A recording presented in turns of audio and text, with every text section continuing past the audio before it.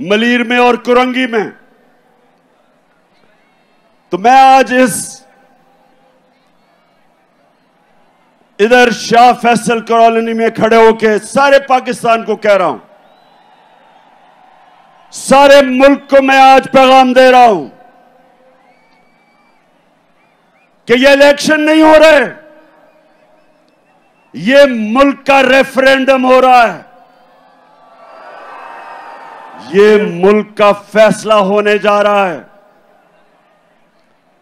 मेरे पाकिस्तानियों,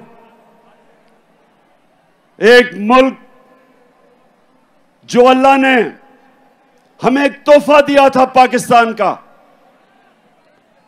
वो आज एक फैसला कुन वक्त पे खड़ा है। एक तरफ पाकिस्तान के बड़े बड़े डाकू जो 30 साल से इस मुल्क को लूट रहे हैं,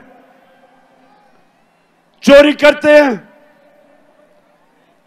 और जब एहतसाब होने लगता है बाहर भाग जाते हैं, फिर डील करते हैं, एनआरओ लेके वापस आ जाते हैं, फिर लूटते हैं, फिर जब एहतसाब होने लगता है फिर बाहर भाग जाते हैं, एनआरओ लेके वापस आते हैं। ये अमीर तरीन होते जा रहे हैं, कौम मकरूज होती जा रही है। जब से ये आए हैं 6 महीने में, और कराची के लोगों, आप शऊर रखने वाले लोगों, ये पाकिस्तान का फाइनेंशियल कैपिटल है। कराची ऊपर जाता है तो पाकिस्तान ऊपर जाता है।